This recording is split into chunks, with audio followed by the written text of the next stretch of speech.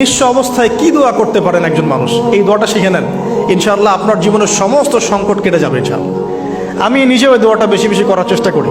দোয়াটা হচ্ছে, মুসা আলাইহিস সালাম একটা গাছের নিচে হেলান দিয়ে বসলেন, বসে দেখলেন দুইজন মেয়ে দাঁড়িয়ে আছে দূরে, পানি নিতে পারছে না, লোকজন পানি নিয়ে যাচ্ছে, ওরা দাঁড়িয়ে আছে বেচারি। মুসা আলাইহিস সালাম গিয়ে বললেন, কি সমস্যা আপনাদের? এটা নিয়ে আপনারা আবার মেয়েদের সাথে কথা বলার চেষ্টা করেন, ঠিক আছে? তো মাহারাম গায়রা মাহারাম মেনে চলে। তারা বললেন যে আমাদের বাবা অনেক বৃদ্ধ মানুষ, আমরা পানি নিতে পারি না যতক্ষণ না আমাদের কম পানি নিয়ে চলে যায়। মুসা আলাইহিস সালাম একটু বললাম না, ফিজিক্যালি খুব স্ট্রং ছিলেন, থাকে না বডি বিল্ডার, সামনে গিয়ে কথা বলে সরো পানি নিতে দাও, তখন মানুষ একটু মূল্যায়ন করে না। তো মুসা আলাইহিস সালাম এভাবে পানি নিয়ে দিলেন এবং বাছুরদেরকে পানি পান করালেন, করিয়ে গাছের নিচে এসে বসে আছেন। বসে বসে তিনি দোয়া করছেন, এই যে দোয়াটা তিনি দোয়া করছেন, রব্বি, একটা নেক কাজ করলেন, নেক কাজ করলেন না, মানুষের উপকার করলেন, নেক কাজ করে এসে গাছের নিচে বসে দোয়া করছেন, আল্লাহ এখানে তো আমার খাবার পানি বাসস্থান কিছুই নাই, আমি কি করব? রব্বি ইন্নি লিমা আনজালতা ইলাইয়া মিন খায়রিন ফাকির, রব্বি ইন্নি লিমা আনজালতা ইলাইয়া মিন খায়রিন ফাকির। আবার বলেন, রব্বি ইন্নি লিমা আনজালতা ইলাইয়া মিন খায়রিন ফাকির। অর্থ হচ্ছে, হে আল্লাহ, তুমি তোমার পক্ষ থেকে আমার উপরে যে নিয়ামতগুলো দিবে, আমি এর জন্য ফকির হয়ে বসে আছি। আল্লাহ অর্থ বুঝে পড়বেন ভাই, নামাজ রোজা হজ জাকাত যাই করেন আল্লাহর ওয়াস্তে অর্থ বুঝে পড়বেন। অর্থ বুঝে পড়লে আপনার ইবাদতের স্বাদ পাবেন, তৃপ্তি পাবেন, আল্লাহর সাথে কানেকশন হবে, আল্লাহর নূর পাবেন, মাআরিফত পাবেন, সত্য স্বপ্নও দেখবেন তখন ইনশাআল্লাহ। তখন শুয়ে শুয়ে সত্য স্বপ্ন দেখবেন ইনশাআল্লাহ। আল্লাহ পাক তৌফিক দান করবেন। এবার আল্লাহ পাকের সাহায্য নেমে আসলো, ওই দুই মেয়ের মধ্যে একজন হেঁটে হেঁটে চলে আসছে। এবার এই মেয়ের হাঁটা সম্পর্কেও কোরআন কথা বলেছে, সুবহানাল্লাহ। এই মেয়ে কিভাবে হেঁটে এসেছে এই হাঁটার বর্ণনাও কোরআন দিয়েছে। কোরআন বলেছে এই মেয়ে হেঁটে আসছে লাজুক পায়ে। এখন আপনি এই পুরো ওয়ার্ল্ডের মেয়েদের হাঁটা দেখেন, লজ্জা আছে? তাহলে মেয়েদের সাথে লজ্জা একটা গভীর সম্পর্ক আছে। এই মেয়ের প্রশংসা আল্লাহ পাক কোরআনে করলেন, লাজুক পায়ে লাজুক ভঙ্গিতে অবনত নয়নে সে হেঁটে আসলো। এখন আপনি কেলে যান, গো টু খেল, আপনাদের টুইন টাওয়ারে যান, দেখেন সবার হাঁটার চলা দেখেন। হায়া লজ্জার কোনো বালাই আছে এখানে? আমি গত লেকচারে বলেছিলাম যে আদম আলাইহিস সালাম এবং হাওয়া আলাইহিস সালাম, ইবলিস তাদের সাথে প্রথম যে আচরণ করেছে ওই ফল খাওয়ানোর পরে, সেটা কি? তাদের গা থেকে পোশাক খুলে পড়ে গেছে, মানে নগ্ন করে দিয়েছে আমাদের পিতামাতাকে, মহাবিশ্ব নগ্ন করে দিয়েছে কে? ইবলিস। তো এখন এই পৃথিবীতে আমরা যারা নগ্নতার চর্চা করছি, তার কার এজেন্ট আমরা বুঝতে বাকি আছে? আমার কথা কি বুঝতে পারছেন কি না? এই কানেকশন মিলানোর চেষ্টা করেন, ডটসগুলো মিলানোর চেষ্টা করেন। সামনে যাই প্রিয় ভাই, এই মেয়ে এসে বলছে, আমার বাবা আপনাকে ডাকেন, আমার বাবা আপনাকে ডাকছেন। তিনি গেলেন, বাবা শুআয়ব আলাইহিস সালাম।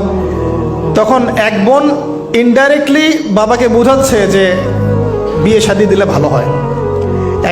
এক বোন বলছে যে আপনি তো তাকে পুরস্কৃত করতে চাচ্ছেন, তাহলে এরকম কবিউন আমিন একজন মানুষকে সবচেয়ে ভালোভাবে পুরস্কৃত করা যায় তার যথাযোগ্য প্রতিদান দেওয়ার মধ্য দিয়ে।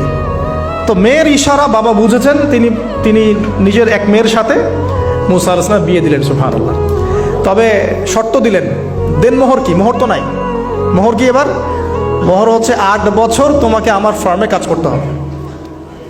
এটা আগেকার একটা স্টাইল ছিল, সুন্নাহ। এটা এখন নাই যদিও, আগে এরকম ছিল যে দেনমোহর দেওয়ার জন্য এই একটা পদ্ধতি ছিল।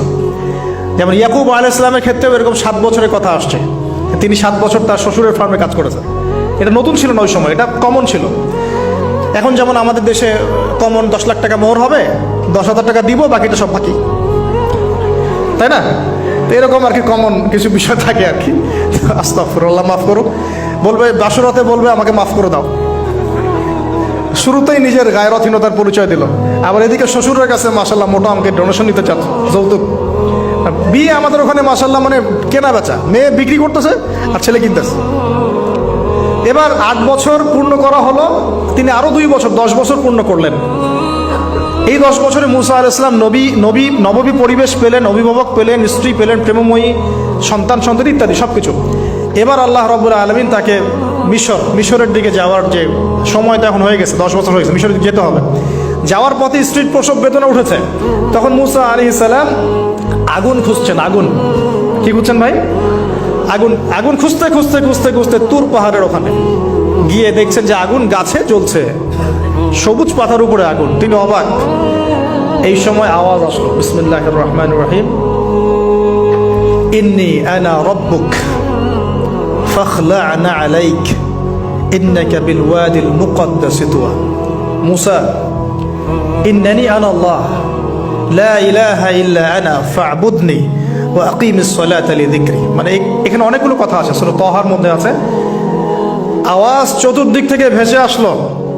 মহান আল্লাহ রব্বুল আলামিন তার শান অনুযায়ী, তার ইজ্জত অনুযায়ী তিনি যেভাবে কথা বলেন সেভাবে মুসা আলাইহিস সালামের সাথে কথা বললেন। আল্লাহু আকবার। বললেন, ইয়া মুসা, হে মুসা, ইন্নানি আনা আল্লাহ, নিশ্চয় আমি আল্লাহ, লা ইলাহা ইল্লা আনা, আমি ছাড়া কোনো ইলাহ নাই, ফা'বুদনি, তুমি আমার ইবাদত করো, ওয়া আকিমিস সালাতা লিযিকরি, আমার ইবাদতের জন্য সালাত কায়েম করো, আমার জিকিরের জন্য সালাত কায়েম করো, আমার স্মরণের জন্য সালাত কায়েম করো।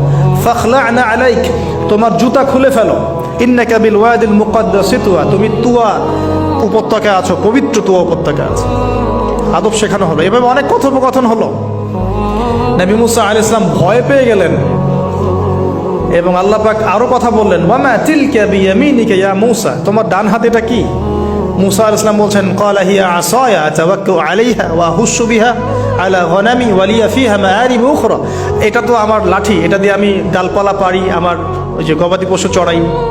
আল্লাহ পাক বলছেন যে ছুঁড়ে মারো, আলকিহা ইয়া মুসা, এটা ছুঁড়ে মারো।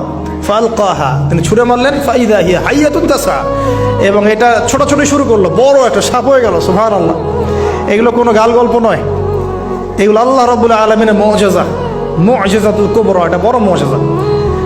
তিনি পিছনের দিকে দৌড়ানো শুরু করলেন সাপ দেখে, খাইফা ইয়াতারাক্কাব, মানে ভয়ে দৌড়ানো শুরু করলেন। আল্লাহ পাক বলছেন, লা ইয়াখাফু লাদাইনাল মুরসালিন, আমার কাছে রসুলগণ ভয় পায় না, তুমি ভয় পেও না, তুমি ওটাকে ধরো পিছন থেকে, সেটা আবার লাঠি হয়ে যাবে। পিছন থেকে হাত দেওয়া হলো, লাঠি হয়ে গেল। সুবহানাল্লাহ। এবার বলছে যে তুমি তোমার বগলের নিচে হাত ঢুকাও। মুসা আলাইহিস সালাম বগলে হাত ঢুকালেন, বের করলেন, হাত থেকে টর্চ লাইটের মতো আলো বের হওয়া শুরু। এটা দ্বিতীয় নিদর্শন। কেন দেয়া হলো নিদর্শন? এবার আল্লাহ পাক তার দায়িত্বটাকে বলছেন, তোমাকে নিদর্শনগুলো কেন দিলাম, তোমাকে মনোনীত কেন করলাম, কেন তোমাকে মনোনীত করলাম? মুসা, তোমার কাজটা কি? তোমার কাজ এখন এটা, ইযহাব ইলা ফিরআউনা ইন্নাহু তাগা, তুমি ফিরআউনের কাছে যাও। ফিরআউন সীমা লঙ্ঘন করেছে, মনে আছে ফিরআউনের কথা? সীমা লঙ্ঘন করেছে। তখন মুসা আলাইহিস সালাম তার অপারগতা প্রকাশ করছেন এভাবে। তিনি বলছেন, আল্লাহ, আমার তো জিহ্বায় জড়তা আছে, আর আমি তো ওখানে এক ব্যক্তি, আমার খুনের অভিযোগ আমার কাঁধে, আমি এখন কিভাবে কি করবো আল্লাহ? তখন আল্লাহ রাব্বুল আলামিন বলছেন, এই দোয়াটা করো। কোন দোয়া? মুসা আলাইহিস সালাম বললেন, রব্বি ইশরাহ লি সাদরি, হে আল্লাহ, আমার বক্ষ প্রশস্ত করো, ওয়াসসির লি আমরি, আমার কাজকে সহজ করে দাও, ওয়াহলিল উকদাতাম মিন লিসানি, আমার জিহ্বার সমস্ত জড়তা দূর করে দাও, ইয়াফকাহু কাওলি, যাতে মানুষ আমার কথা বুঝতে পারে। আর আমার সাথে আমার পরিবারের মধ্য থেকে ওয়াজআলনি ওয়াজিরাম মিন আহলি, আমার পরিবারের মধ্যে একজন ওজির আমাকে দাও, সাথী। হারুন আখি, আমার ভাই হারুনকে দান কর। সুবহানাল্লাহ। হারুন আলাইহিস সালামকে নবুয়ত দেয়া হলো, দুজনকে আল্লাহ পাক এখন বলছেন, ইযহাবা ইলা ফিরআউন, তোমরা দুজন এখন ফিরআউনের কাছে যাও। ফাইন্নাহু তাগা ফাকুলা লাহু কাওলান লাইয়িনা, তবে তাকে গিয়ে কর্কশ ভাষায় কথা বলবে না, নরম স্বরে কথা বলবে। দায়ীদের এখানে সুন্নাহ, দায়ীদের জন্য শিক্ষা আছে, দায়ী আলেম যারা মুবাল্লিগ তাদের শিক্ষা আছে। ফিরআউনের সামনে গিয়ে দাওয়াত দিলেও কিভাবে দিতে হবে? ফাকুলা লাহু কাওলান লাইয়িনা, নম্রভাবে কথা বলো। লাআল্লাহু, কেন নম্রতার সাথে? লাআল্লাহু ইয়াতাযাক্কারু আও ইয়াখশা, হয়তোবা নম্রতা প্রদর্শন করলে সে উপদেশ গ্রহণ করতে পারে, অথবা সে আল্লাহকে ভয় করতেও পারে। আল্লাহ পাক তো আগে থেকে জানেন সে ঈমান আনবে না, তারপরেও আমাদের আদব শিখাচ্ছেন আল্লাহ পাক এখানে। তারা দুজন চলে গেলেন, দাওয়াত দিলেন। ফিরআউন মশকরা করছে, ওয়ামা রব্বুকুম ইয়া মূসা, তোমাদের দুজনের রব আবার কে? হ্যাঁ, মুসা আলাইহিস সালাম বুঝাচ্ছেন, রব্বি আল্লাযী, আমার রব সেই রব যিনি জীবিতকে মৃত করেন, মৃতকে জীবিত করেন, ইত্যাদি। মানে যার হুকুম ছাড়া একটা গাছের পাতাও নড়ে না, যিনি মাটি থেকে সব উৎপন্ন করেন, বৃষ্টি বর্ষণ করেন, সব বুঝালেন। ফিরআউনের বক্তব্য তখন এটাই ছিল, তোমাদের কাছে কি কোন নিদর্শন আছে, কোন আয়াত নিদর্শন আছে? হ্যাঁ, নিদর্শন আছে। কি? লাঠি ছুঁড়ে মারলেন, সাপ হয়ে গেল। এখন ফিরআউন বলছে, এটা তো জাদু, এটা কি? আমার জাদুকররা ওটা পারে, জাদুকরদেরকে ডেকে না হলো, জাদুকররাও লাঠি ছুঁড়ে মারলো, সাপও যাচ্ছে। কিন্তু এই বড় সাপ ওদের সব সাপকে খেয়ে ফেললো। তখন ফেরাউন কিন্তু ভয় পেয়ে গিয়েছিল। এরপরেও এই হাত বের করে আলোর এই নিদর্শন দেখানো হলো, তাওহীদের দাওয়াত দেওয়া হলো, ফেরাউনকে ভয় করতে বলা হলো, ফেরাউনকে সতর্ক করা হলো যে আমার রব, আপনার রব, সবার রব হচ্ছেন আল্লাহ। সব কিছু বোঝানো হলো, কিন্তু ফেরাউন এই কোনো কথাই গ্রহণ করলো না।